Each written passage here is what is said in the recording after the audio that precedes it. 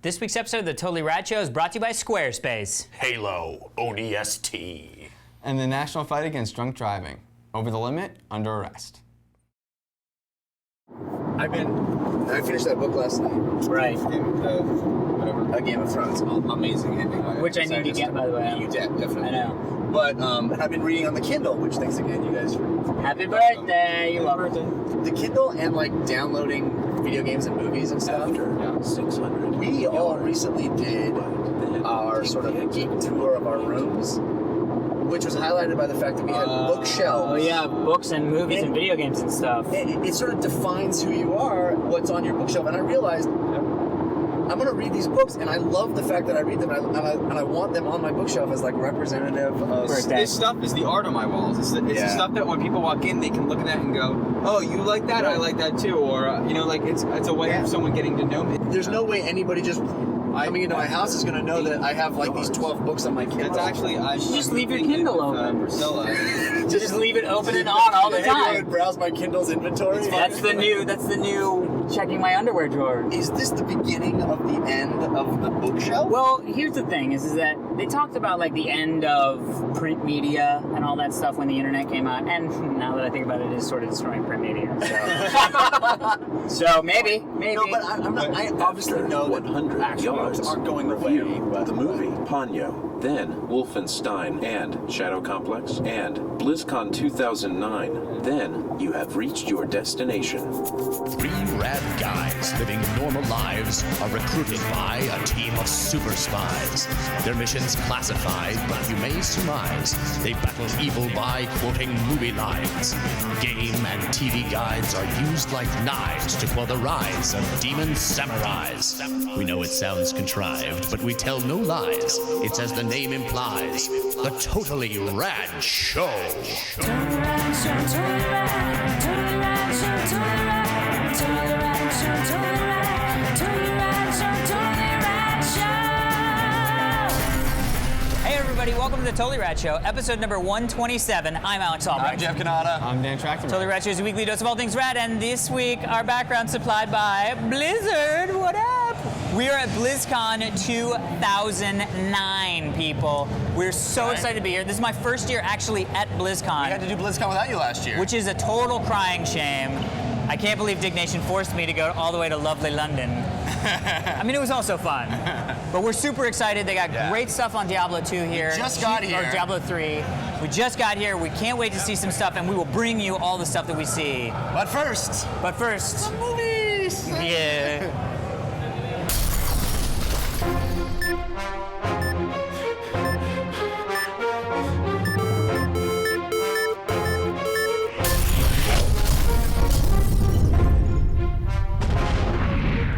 This week in movies, we are going to talk about the latest from Hayao Miyazaki. Hey-o! Miyazaki. Ponyo. So, Semi-planned. That seemed like it was maybe planned. It was not planned. Miyazaki is one of those. No, it's okay. We'll get to you. No, just Miyazaki is one of those directors Hey-o, Miyazaki. that is a world-renowned Yes. director. They've recently been releasing his movies in America. Yes. Starting with Miramax was doing with Princess Mononoke, Spirited Away, House Moving Castle. I believe Spirited Away was nominated for an Academy Award. I believe it was. And now Disney is putting out Ponyo. Ponyo. So what's interesting of the movie I just referenced, they all seem to have analogs to movies we grew up with. Oh, yeah. Princess Mononoke is very Never-Ending Story. Spirited Away, very Alice in Wonderland. Oh. And now Ponyo is very Little E.T. Mermaid. Or E.T. Or Little Mermaid. Or Splash. I thought it was Little Mermaid, yeah. It's definitely a fish out of water story. A goldfish played by Ponyo. a goldfish named Ponyo. Played It by takes place Ponyo. in this fictitious settlement in Japan where there's magic. It's like a Japanese fishing town. A Japanese fishing town. I don't think there's magic in the fishing town. Well, there's magic in the ocean, and that's where Ponyo, the goldfish, comes from. And then she becomes a real boy, a real girl, and befriends a young How is Japanese any of this like E.T.? boy. No, it's Little called, Mermaid. It's called Pinocchio. Because, I mean, it's very E.T., but because he befriends an alien, and she learns about humanity and being human, and he learns about... And eating. Yeah, right. And that's Ponyo. Ponyo. Jeff, what did you think of Ponyo? Well, It is an animated film. It is a 2D hand-drawn animated movie. And As are all Disney of is his making the films. big push with Princess and the Frog to return to that, and this I think is sort of a part of their returning to embracing 2D animation by embracing a filmmaker who's been making 2D films for the last 20 years. Yep. So, yeah, I've seen several of his previous movies, and it's hard not to be a fan of just the art of these films. His movies are so imaginative visually that they're stimulating and entertaining and just awe-inspiring to watch. Unfortunately, a lot of them aren't as impressive from a narrative point of view, and I think this falls into that category for me. It's interesting. He sort of lives at the intersection between adorable and creepy, you know. And this movie is that. It's weird from a storytelling perspective because there's really no bad guy. There's no antagonist. And there's no reason for most of the movie to happen. I would argue there's an antagonist. Yeah. Yeah. It doesn't, whatever. It's actually the same kind of antagonist from E.T., so... The government? A scientist the person with you think flashlight is shotguns. Well, Anyway, it's beautiful, and the artistry of the drawings are really impressive, and the imagination at work is absolutely worth seeing. But from a story perspective, I was a little bit bored, and I mean, it's kind of the story of one woman's quest to be the world's worst parent. True. And maybe succeeds. No, I'm just kidding. I sort of had a little bit of the same thing. I think of all of the Miyazaki films, in my opinion, this is sort of the most followable, if that makes sense. I agree. It seems the most sort of accessible. Yeah, absolutely. accessible, yeah, to me. It's set in a... Contemporary town. Right. But also, it doesn't go to Right. such a Yeah, weird for the place. most It's part, like yeah. weird stuff is Exactly. happening on this to these normal people, which Right. I mean, I know a lot of that is like Spirited Away, it's like the family Because factor maybe thing, but- because I don't want to interrupt, but maybe please. because it could be of all his movies, this could be a live action film. Yeah, well, and that's And but has been. right. But that said, I will sort of agree with Jeff. I think this one, because of the joy that I get out of a lot of Miyazaki stuff, is sort of figuring out what the hell is actually happening. Like, what is going on with the weird pig face boy? You know what I mean? Like, why is he doing that weird thing? So you're really engaged. With this, it was like, okay, all right. It was more sort of passive than most of my Miyazaki experiences are. But I think overall, I enjoyed it. I mean, it's sort of fantastical and fun. I thought the voice acting was really good, and you know, the visuals are unbelievable. Yeah. Yeah. I agree with you guys. I may have liked it a little bit more than you. I tend to feel all of his movies are very preachy, and they all preach the exact same message, Yeah. generally about the environment. Yeah, there was like one line right at the beginning that was like humans and their dirt They're in the all like ocean. that. They are all. It's like, Princess that was Mononoke pretty- is that. Castle in the Sky is like that, which is my favorite of his films, Yeah. and you know so. But I loved how this movie looked, and it had this great, unique art style in that part of it felt like an illustration of a children's book, and then part of it felt like animation, modern animation. yeah. But there were parts that were like Like shorthand House for on a drawing, like a Hill. bush, Yeah. and a bush was like you could see the pencil swirls in the bush, but some of it was amazing. Yeah. And and what I love is that there were so many moments that felt so there were head nods, like, oh, that's so true. I know that behavior. Yeah. And it was so much more remarkable in this because that was achieved by someone Scribbling. completely manufacturing that. Yeah. From a pencil and paper, he was able to achieve a demeanor that was so human. Yeah. Yeah. And it's different than an algorithm. I mean, and I don't want to take anything away from computer animation and 3D animation. Especially before we talk about what we're going to talk about next. Motion capture is not that, and B, but using numbers and having your model and then animating is still very difficult, and it's amazing that can be so human-like as well. But it's not a pencil and paper, and I find that so amazing. There were so many moments in here that felt so like, well, and he was able that's such a little kid. Little kids do that or move that way. Ponyo herself was so captivating. I mean, even just watching her experience the human world for the first time, I even think I had a better connection to that than I did with E.T. Because it was fun. Like with E.T., I remember it being fun. Like, oh, the microwave's scaring him. This is so fun and cute. But the things that Ponyo finds joy in my opinion, were just so captivating. Yeah, that part where she's running around and running up on the couch. On the stuff, yeah. And when they're making the noodles. Yeah. I want to say great. too, the score was phenomenal, and it was like very the classical. score was like classical music. Yeah. Like violins and But like cellos. exactly, and beautiful. Okay, moving on. So we talked at length about the 25 minutes or so of Avatar that we saw at Comic-Con. But this week, the trailer was launched, and the day that we're taping the show was the Avatar Day, where people have been able to go to the theater and see it. But the internet has been reacting to the trailer in a very interesting way. And Jeff, we'll try not to repeat ourselves too much from what we discussed at Comic-Con, but Jeff, last week, when we reviewed District 9, Yes. you said you said Repeat yourself. this does something. I wonder how this affects Avatar. Well, and Yes. Clarify that in 2 seconds when I say that also there was an article in Slash Film today that I didn't read that was talking about is District 9 taking away stealing Avatar's thunder. Interesting. So it sounded like what you were saying was sort of related to that point, but clarify. Well, I mean, I think probably. I also haven't read that Slash Film article, but I sense that it's a people are little bit saying that. more like what they did for 30 million compared to what he's doing for 200 million, which wasn't my point. My point more. 300 million, but yeah. Yeah. Well, reality, creating a world.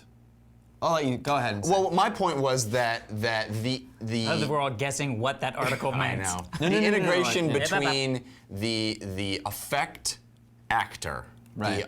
the actor that's created through visual effects, Right, or the E-factor. regardless of how that's created, but right that being acting with a live human to me is more in District 9 is more of an accomplishment and more. I feel more drawn into that experience and it feels more magical and mystifying and spectacular to me than the movie transitioning into full CG and seeing a CG actor act with a CG actor against a CG backdrop. Now there are scenes from Avatar that we saw that were like them flipping, like Absolutely. flying around. So Yeah. that is Absolutely. going to be in Avatar. But I think the other thing that I think is Also, part of the reaction. Movie versus trailer for a movie. Right, no. But I also feel like part of the reaction And that we've talking had, about. I'm sorry. We're not talking about the substance of Avatar as a film. No, we're talking about the trailer about a that we very saw. short snippet that was released to the public Right. and that Yeah. reaction to that, Right. which is, And I think, a very telling reaction. pertinent distinction Yeah. to be made. And I think true to what I said at the Comic-Con thing, I think that part of this reaction is sort of parroting what I had, which was, this isn't new, it's just better. There's nothing different about this.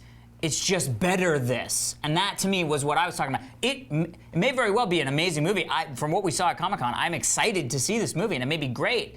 But to hear some of the hyperbole that people are using about how it's going to change the face of filmmaking, and it's like nothing you've ever seen before in your life, and it's like, well, yeah, but that implies it's something different than I have ever seen before. Not just, this is the best looking car you've ever seen. This is a segue. You're traveling in a way that nobody has ever traveled before. That's the problem I think that people are having. It's not the reaction is, oh, that doesn't look good. It's, there's nothing new here, and that's what I have. That's such a hard. I don't know. I think there's a spectrum of how people are reacting, and a lot of it is on the side of what you just said. Yeah. And a lot of it's on the other side. I mean, there's a whole spectrum, but go ahead, Dan. Yeah, what I just want to say too that it's not. I think to clarify, people saying it's changing filmmaking. I mean, one thing that you don't get in this trailer is the 3D experience, and I think what people Which we are all saying did comment on at Comic-Con. Right. But the thing, just like when when Star Wars came out, we had seen spaceships on green screen before. I don't. We What had do you? seen. Are you implying that Star Wars changed the way that people made movies. It did. But what I'm saying is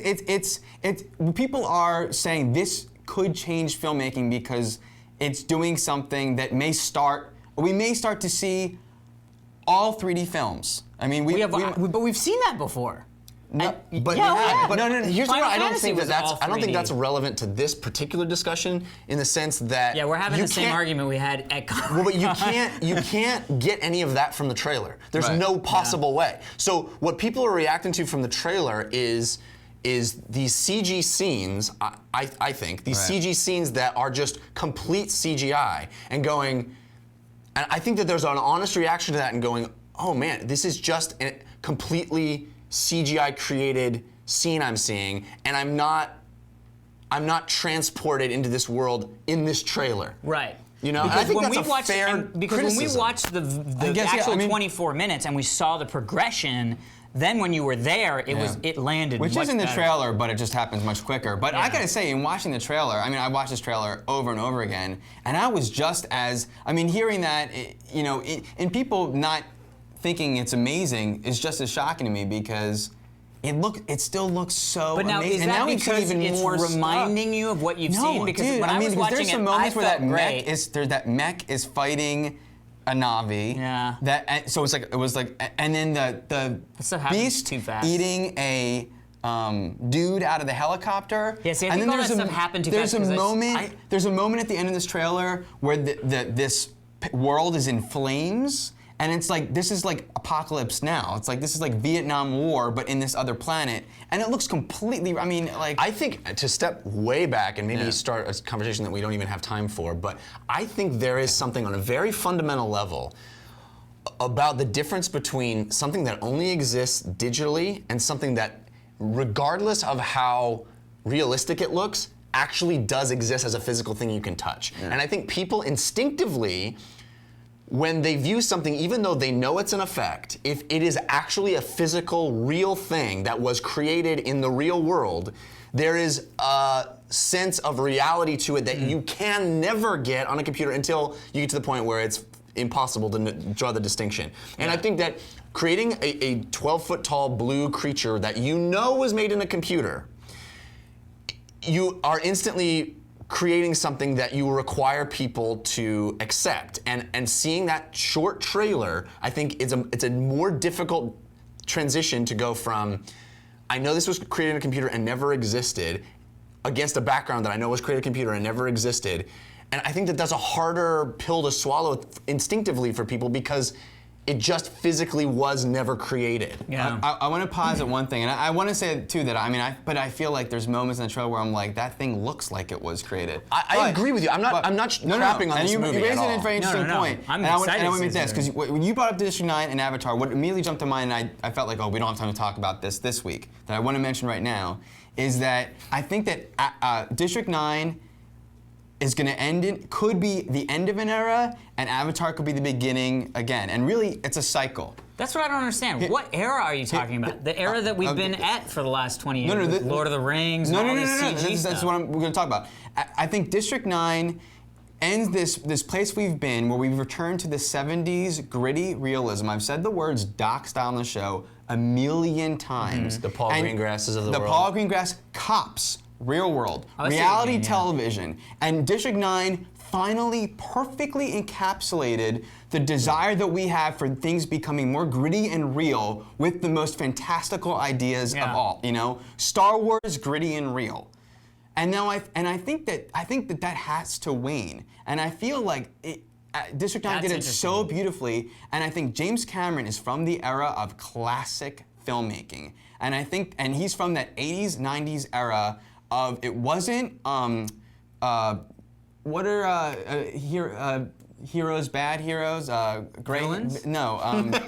What, bad heroes, Bruce villains? Willis and Die Hard. Anti-heroes. Anti-heroes. It wasn't anti-hero. It was real heroes. It's classical filmmaking, and I think that Avatar is going to return us to. It doesn't have to be real. It's going to be spectacular and special and 3D and special effects, as opposed to organic and natural and textile. And I love, and you guys know how much I love it. But I also am aware that this can only last so long, and something new is going to happen. And I think Avatar might be. Avatar's gonna answer a lot of questions, and one of them is gonna be, what video game are we playing?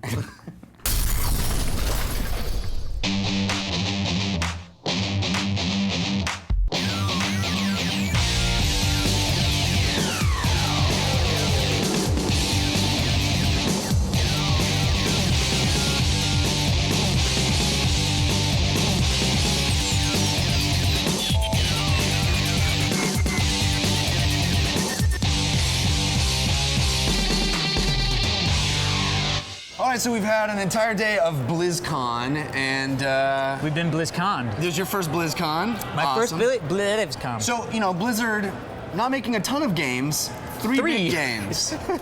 Three big game announcement. Well, you know, last year's BlizzCon was pretty similar to this one in the sense that Diablo III, StarCraft II. This year, we got hands-on with the new Diablo class. Correct, the monk. Yep. Which was very cool, which we'll talk about in a second. And we got hands-on with StarCraft II's single-player yeah. campaign. Yeah. So we just were playing that a little bit ago. As well as start with Dan. Cataclysms. What do you... Yeah, well, I was going to get to that. I love it. You wait a, we I'm bearing the we lead. just had so much hands-on. What did you think of the new class of monk? Well, before I say what I thought about Diablo 3, Let's talk about Ubu I the just want monk. to say, no, BlizzCon is crazy to me because while it is 10 times less the amount of people here than are at Comic-Con, but still a poop ton of people here. It is a lot of people. And it's still Yeah. a big deal. And Comic-Con is about a mass variety of things. Yes. This is about like one thing. It's like It's not even just one here's thing. a new It's one facet to a company game. that makes Yeah. a thing. But it's like Yeah. people are cheering over. I guess is like casting Sherlock, Robert Downey Jr. Sherlock Holmes. This is like the monk is a class. Yeah, you know, like, that's- and people are going ape poop over it. And there are very few companies that have That this can level have of power, consistency yes. and quality, Yeah. and people care I would that even much. venture to say there are big companies like if Sony tried to do this, if Microsoft tried to do this. I mean, there's a reason why, you know, E3, I don't know if it would stand alone if it was one company, but for some reason Blizzard, and I say this as one of the 13.5 million people who play World of Warcraft. Right. So it's a big deal that they can pull it off, and pull it off in a big way. I mean, the scale is huge. On a personal note too, we're sitting next to people and friends of ours that really love World of Warcraft, and I wish that I cared as much about one thing as much as these people do. You know, Yeah. I love movies as a Yeah. whole and video games as much as these guys love this This one thing. one I game, get I usually adore something and drain all the stuff out of it and Yeah. then I'm done with it. Like a vampire. Like a vampire. No, an adorable vampire. Like Edward, Well, you know, shiny and glittery. It also occurs to me that it's a little bit of a two-way street here, and probably much more so than Comic-Con, where it's palpable how much Blizzard appreciates their fans. Yeah. Yes, they charge you to get in here, but they Yeah. give you a lot of really great stuff. And, Oh, yeah. And it's a constant kind of reinforcement of how much And, they appreciate. and let's just the say, people not play only their that, there's some really cool things here. We benefit to us. We didn't have to stand in line to play any of this stuff. We were in the press room, got a lot of hands-on, which was great because we want to talk about it. But down in the pit of the plebes, as it Humanity were, of despair. the level ones coming off the boat in The South Shore. Sarlacc. I think it's a Sarlacc. It is a pit down Sarlacc there. pit. NVIDIA has actually donated giving away a bunch of GeForce cards, and the way that they're giving them out is that in the game demo, you can literally loot special items that then mean you have won one of the free graphics awesome. cards.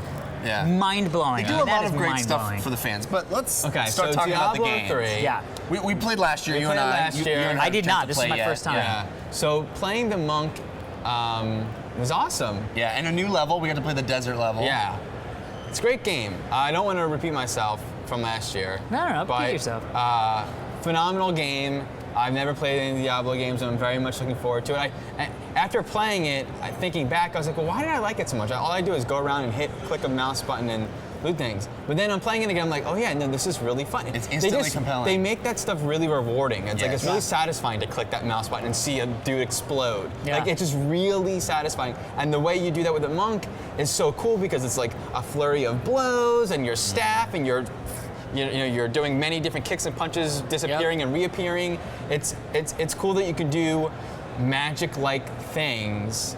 You know, usually Magic fists. When usually it's fun to play the wizard classes in these role-playing games because the barbarian class is always just Yeah. brute strength. Yeah. But managed to make all the Right. classes have the same reward of cool, crazy Well, magic yeah, and then they have spells. the and lots of voodoo Even special guy. non-magic effects. classes. Lots of special effects. Lots of special Yeah. effects, and they, like they said, they wanted everything you do to feel like the biggest, baddest ass thing. You know? Well, and also, let's just be fair. A lot of the mind-numbing crack cocaine elements of World of Warcraft came from Diablo. Like you were talking Absolutely. about the fact that the loot system Absolutely. with all the different randomized loots and then the different rarities of the loots as Right. far as like purples and all that stuff. All of that stuff is straight from Diablo. You never which really is very played exciting. Diablo. I played Diablo II, I think.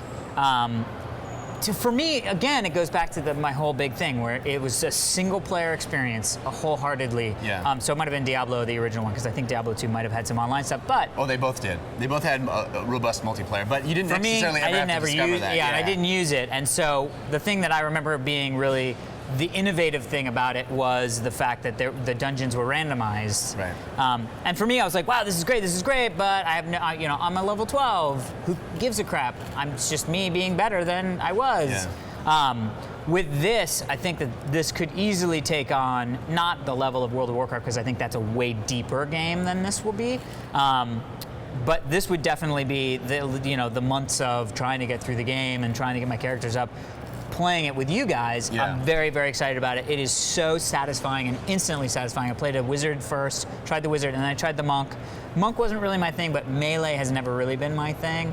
I'm more a fan of the sort of caster snipers. That's why I'm always the sniper guy. Yeah, it's awesome too because I mean, a year ago we played the game and it looked like you could have put it out and released it last year, and here it is a year later, and it's again looks like a game that most companies would have on the market already. And here's a company that Is has the sitting on it 'cause courage they're not- and integrity to make sure everything works, everything's right, and just Well, and to be Or fair, they also have a shit they're ton of money. obsessing and- Well, no, but they also Well, have but a crap that's- ton of money. They don't that's a need good to thing, make I their think, money sometimes. right now on Diablo 3 because they're making, $57 million a month just sitting back with WoW. You know what I mean? Well, we have a lot of WoW stuff to get to, but before we do that, Yes. really quick on StarCraft you guys can talk about 2's StarCraft 2 because I'm not an RTS guy. Yeah. So I played it. I was like, woo! Well, the cool thing about StarCraft Pretty 2 RTS. is that last year we only played the multiplayer.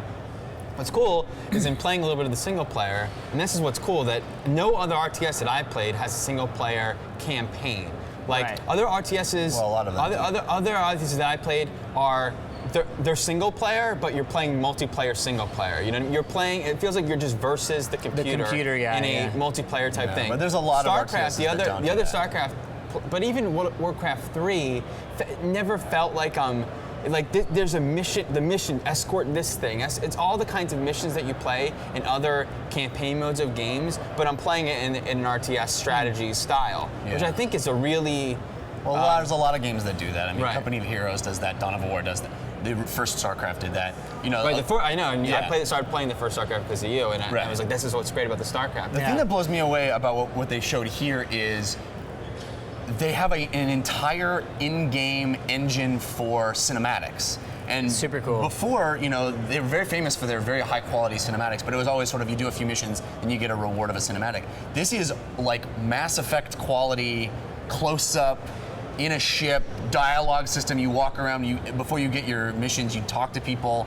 It looks really, really cool. Yeah. And then playing it, man, it just feels so high quality. I cannot wait. I was so addicted to start the first StarCraft. Yeah. But I just hope that it breaks the mind. I hope so, too. It I would probably be very won't. happy I don't want to put it on that. I don't want to Yeah. be like, I'm not setting it up for failure. I'm sure it'll be an amazing game of a style I don't enjoy. well, let's talk about the elephant in the room. Ooh. The Cataclysm. Well, first off, Blizzard has to be pissed that information leaks. leaked. Yeah. Basically, every piece of really impressive informations about this game, about this expansion, Cataclysm, which is going to be the next expansion for World of Warcraft, leaked early. Everybody believed that it was real because it was so specific. I have to say that it didn't, as much as that's a bummer, kind of, Yeah. it didn't really lessen the impact. When that trailer landed and they started talking about those details, I was That's true. just as jazzed. Well, the thing is that you, when you look at the bullet points of what this game is, of what the thing is, so new zones,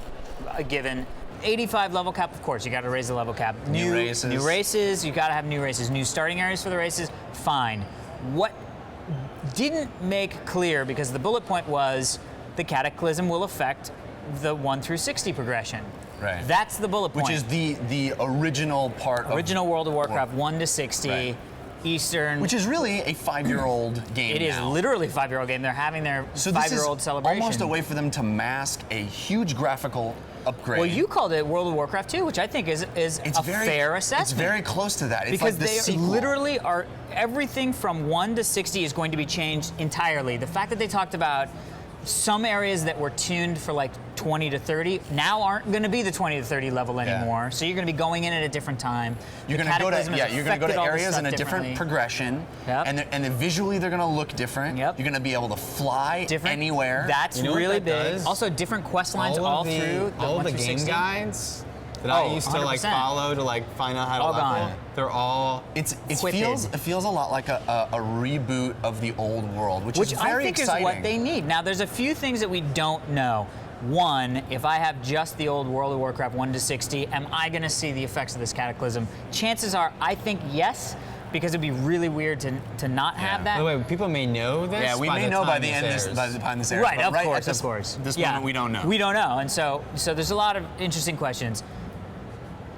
Did this get me re-excited about the game? Of course it did. Are you kidding me? To be able to play a Worgen character, amazing. To be able to go into Dead Mines at 85 and play and down Van Cleef as an 85 heroic dungeon, amazing. They should be doing that with all of their dungeons. The fact that they're doing this now, and when they see how many people go into because those are old, you need to have crowd control. They're long, they're big story-driven moments. When they see how many people start going back in at level 85 to play Dead Mines, they'll go, wait a minute, let's just tune all of the frickin' old instances. Yeah. So I'm definitely very excited, and that's why I anybody came to BlizzCon. that thinks that WoW is in its death throes, there's a lot of really smart people and a lot of great resources being thrown behind this game still, and they have ways to rejuvenate that audience, and the people inside there screaming and hollering, getting excited. Yeah. And to be fair, the things that they did with the lack of heroics and Ulduar was when I kind of fell out of the game because all of the raid progressions, there was no reason to be because of the way that they set it up to begin with, which I think everybody sort of sees as sort of a little bit of a trip-up fail on their badge system, which they then have rectified. Thank you. I was going to say resurrected, but that doesn't make any sense. I got out of it because nobody was in the areas that I needed to be in because they were all just going into Ulduar and that's it. Now to have this new back to leveling again, back to everybody getting together, I'm very excited. It's exciting stuff, and this is a pretty cool convention. We didn't even talk about the guild progression, leveling your guild. And achievements and perks that you'll get. Yeah, being able to do mass resurrections if you're only with your guild and your guild wipes on certain things and they've made the resurrection amazing. Cool. Very excited. Anything you want to add at the end? You want to play WoW again? Yeah, Dan wants to play WoW. That's a big deal. I'll tell you what I was thinking, how when WoW was first announced 5 years ago, I was like, EverQuest 2 was out, or it was coming, or EverQuest was a big deal, and I was like, Warcraft's trying to get in on that, and it looks it's the same exact thing. I was like, it's so me too. And now I you realize, were so right about that. Yes. And see, guys, I said it way back then. You have a great instinct, Dan. We're going to the Sony Online Con next. Play a little EverQuest 7. Yeah, I'm thinking that Mick Butters has to come make a. No, I was trying to come up with a really bad movie that I'm predicting is going to be back? good. Oh. Yeah. Are you gonna play this? Are you gonna play WoW? I might. Dude, you heard it here first. He might.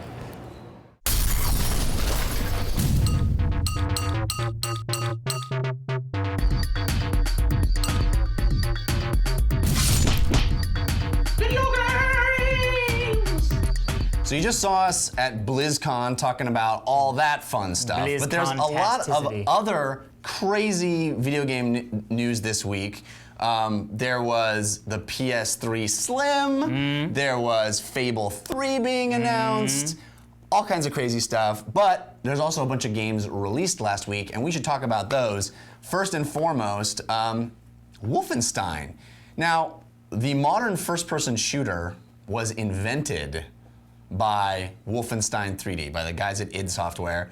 And there was a time when the release of a new Wolfenstein game would be a major AAA headline cover of magazine kind of event. Yep. And somehow, even though we saw this game, I saw it both at GDC and we saw it at E3, it really hasn't, even from us, generated a lot of excitement. I don't think we haven't really been talking about it. I haven't heard a lot of talk on the internet about it. I think it's because it was on ice for so long, and then when it came back to be like, now we're next gen, it was just an okay game.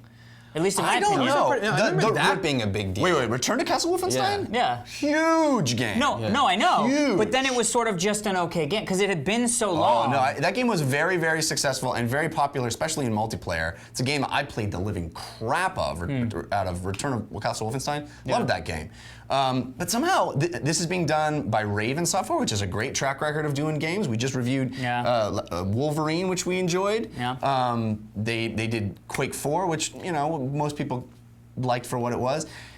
That's very weird. This definitely slid through. Kids go off to college and forget about their Fickle. parents. Indeed.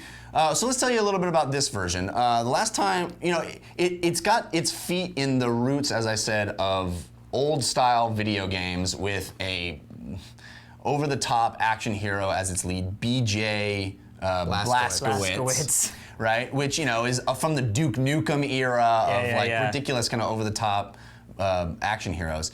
But the Wolfenstein games have always been about mixing World War II killing Nazis, which it's odd we almost were reviewing Inglorious this in the same week. Yeah. Killing Nazis with this supernatural element, the idea of Nazis doing these experiments in the occult. So there's always in the Wolfenstein the Nazis that you're killing with World War II weapons, and then the crazy over-the-top zombie Nazis, the weird experimental weaponry that you find, the giant ogres and whatnot. Although, how crazy is it that it literally was the gun from District 9? When I first picked up that gun, and I was like, it's a weird, Ghostbusters thing, exploding guys. It's this is awesome. True, it's a gun from District 9. So this Wolfenstein still sticks with that classic mission structure. It keeps the thing that was in the very first Wolfenstein 3D game, which is, you can find hidden gold in levels, and it gives you your stats at the end of levels and all that fun stuff. But it also progresses the series a little bit and tries to add a little more hub worldy, open world, kind of choose which mission you're going to do next. Very reminiscent to my mind of Far Cry 2, what Far Cry 2 did, but just a little bit on a smaller scale here. Interesting. So Dan, what did you think of this Wolfenstein? I was always so shocked that people loved Doom so much, because I always felt like, people always praise Doom. And I think you guys have clarified why that was, but I just remembered Wolfenstein being, this is the reason why. Yeah. This is it. This is Wolfenstein. I remember my mind being blown going to my friend's house because I didn't have a PC to play Wolfenstein. Blown away that a game could move that way. I gave it a 10. Nice. Back when I was So, reviewing games. It was out of 100. So big deal. And I love that when you choose if you want to play easy, medium, or hard, it's the same ones. same exact ones from the beginning. it on. I never get nostalgic, but I did this time around. I think you get nostalgic a lot. Mr. No, Nostalgia. for video games. Oh. Yeah. Secret of But Monkey Island? when people reference things, no, but I. No, no. Go ahead. Go ahead. Anyway, I was blown away by this game. I really was expecting it to be poop. I really was not expecting much, and not only was it good because I was expecting little, it was actually good. It opened up and reminded me a little bit of Half-Life 2. You're in a train and you go in, enter your world, and you're ushered through this world in a very clear, I get the story, it's simple. I kind of empathize, there's a little bit of humor. Very good. People they know what to do here. I've talked often a lot about stories that are up their own butts and it gets overly political and characters you don't care about and blah, blah, blah, blah. This is pure, good, perfect storytelling. Not perfect. It's not Half-Life 2. It's not an amazing story, but it's well told. Okay. But, first of all, that gun like District 9 is actually a lot like, this game is very Indiana Jones. It's almost like first-person Indiana Jones. Yeah, it is. And that gun is kind of like you're controlling the shit at the Ark end of of the Covenant? Yeah. And because the It's funny noise because I think it's is called exactly the Ark. You can get Ark upgrades. and the noise is exactly that noise from Raiders of the Lost Ark. And it does the exact same thing to Nazis. Yeah, it is so much fun, and you have these veil powers that you get in the game. Right, I didn't even mention. So use your D-pad to select these powers. It's kind of like in Time Splitter, or not Time Splitters, but the the games that have time travel where you get these functions. Game mechanics that change up the gameplay. Yeah. This does a phenomenal job at making a first-person shooter that we played so many of them exciting and fun. The stopping time or slowing down time and seeing certain things and what was the other one? Shield. And Shield. Yeah. Like I love what that did to the way I was playing the game. And not only that, never has there been more perfect a balance of how do I say this? I've always felt I never felt like the enemies were too hard, and I never felt like they were too easy. I always felt so satisfying killing those enemies. I always You felt played like on the normal difficulty? normal difficulty. I always felt like I can kill them. They're not like they don't need too many bullets. They don't get killed in one bullet. It was always exactly what I wanted. What did you think? Well, I'm going to say that I was actually quite pleasantly surprised as well as Dan. I really enjoyed this more than I do your just sort of run-of-the-mill first-person shooter. I will say that this game, in my opinion, does something that maybe there are other games that also do the same mechanic, but never in a game have I personally wanted to find those secret items. Gears of War, great example. Right. Picking up cog tags, I could give two craps. I mean, when I did, I was like, well, that's a satisfying sound. Oh, an achievement, whatever. Right. In this game, I went through every drawer. You use them to because purchase you things. use them to purchase your upgrades. And I was always constantly wanting to get my guns to be better. And I was like, I'm never enough money. And you only get a limited amount when you win the mission. Right. So it motivated me to like go the place that I know I wasn't supposed to go. Totally agree, dude. Because before it'd be like I can go down there and get like the little icon that can put on my wall or whatever. It's like there's And no even- reason for me to go Even down more than there. that, the tomes specifically will unlock great Other your powers. ability to buy things. And that's the other thing. So there was a lot, really great. And then the leveling mechanic.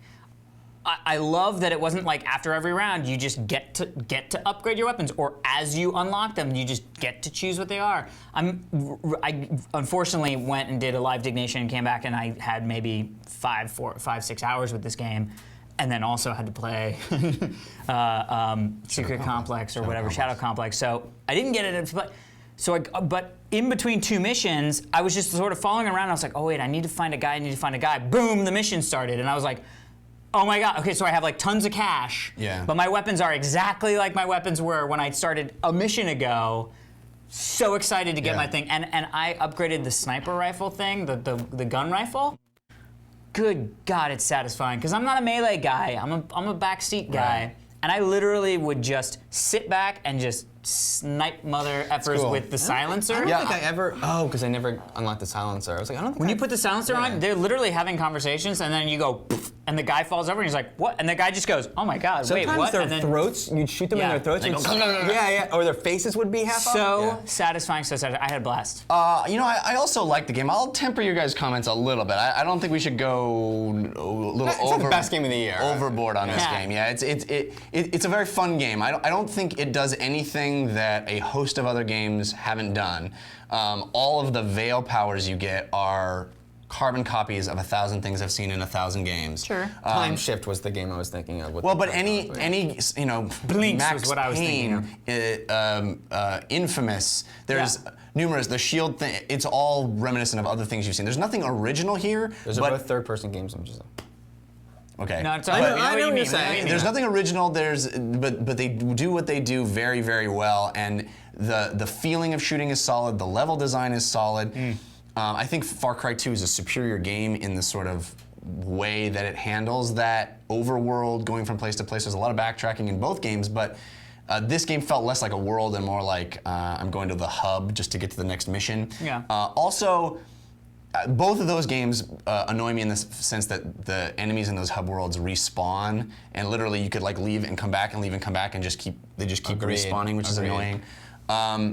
And why does every game have to have the same progression of enemies? Why do we have to have the invisible guy and the demon guy that runs low and fast and gets up on you and and the bosses that run into a pillar? Yeah. I mean, having said all those minor complaints about just the sort of genre as a whole, everything that they do here is done really well, and like you said, it's a fun game, and a great time of year for this game to come out because we're sort of at the calm before the storm, before the big fall games start hitting. Yeah. And it's a really, really fun game, I think. It's solid, yeah. Well made. So I know Dan was all frothing at the mouth about Shadow Complex, which, you know, we've been talking a lot about these downloadable games because there really hasn't been many big actual boxed releases lately.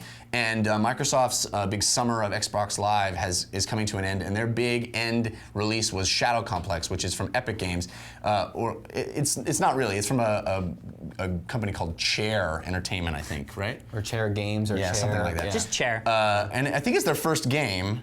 And it's really a classic 2D side scroller made with a 3D engine. It's kind of how I think we all wished those games we played back in the day looked. You know, or we visualize them in their brain that's how they look. Contra, Metroid. Yeah.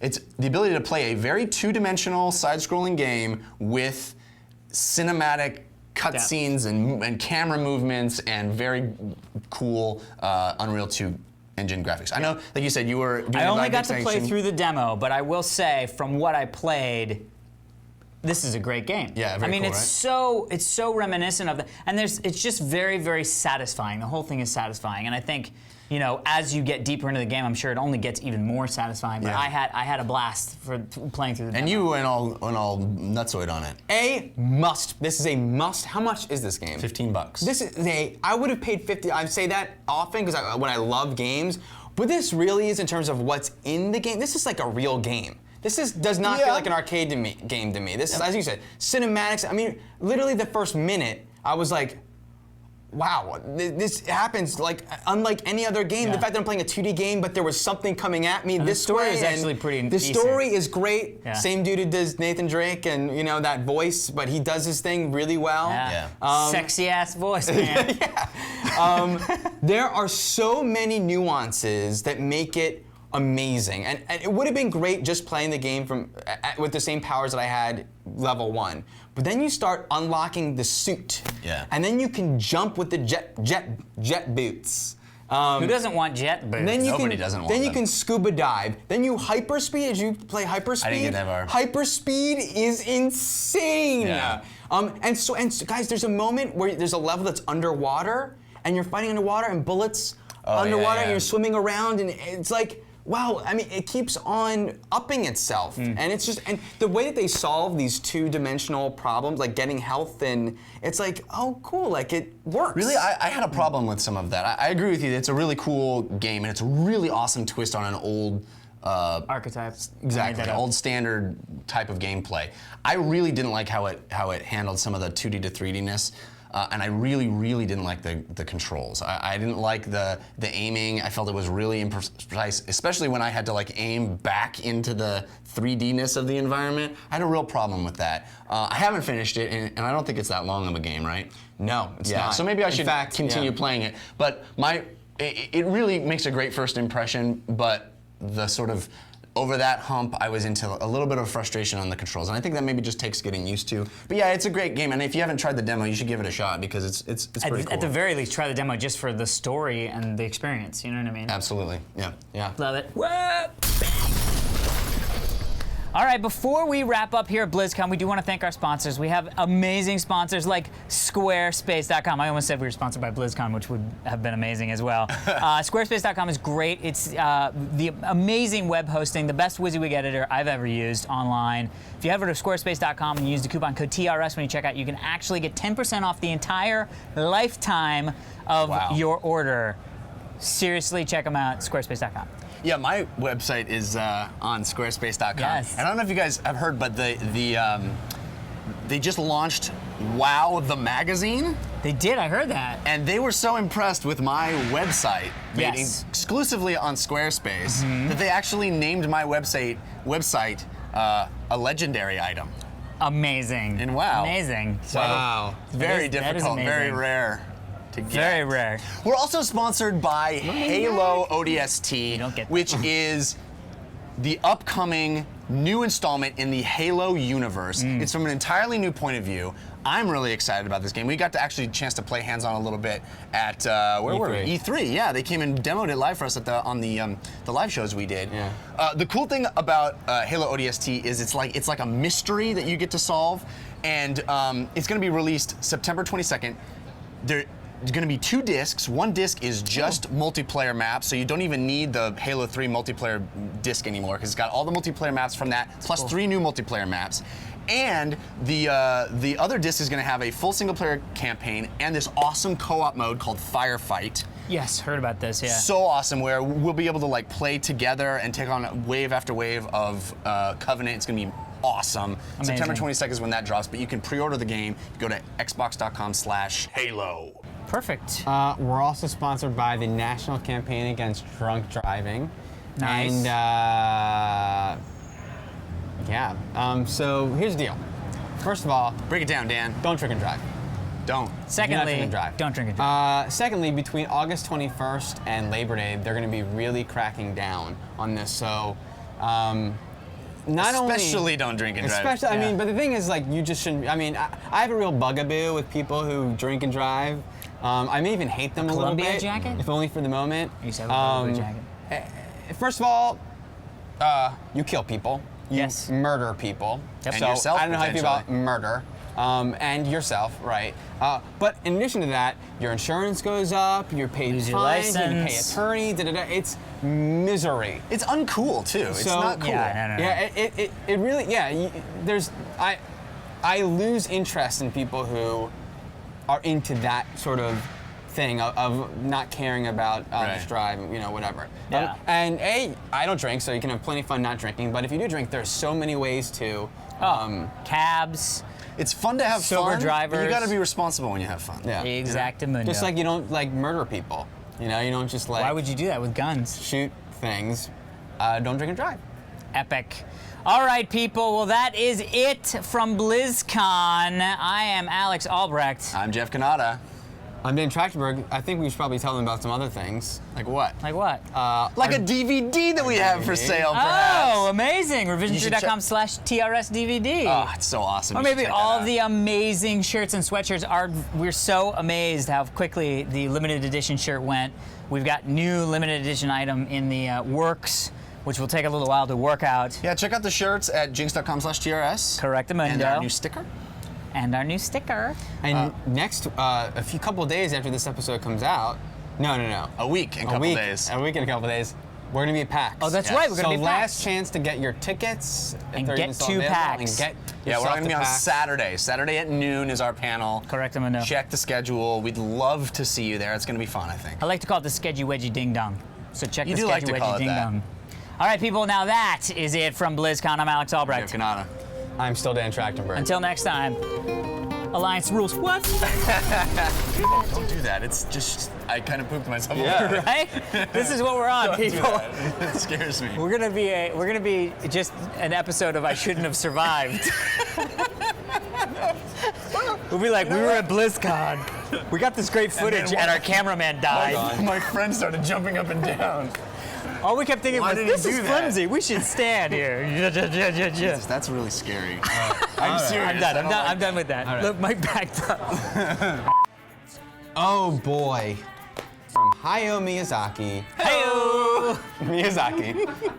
Ponyo.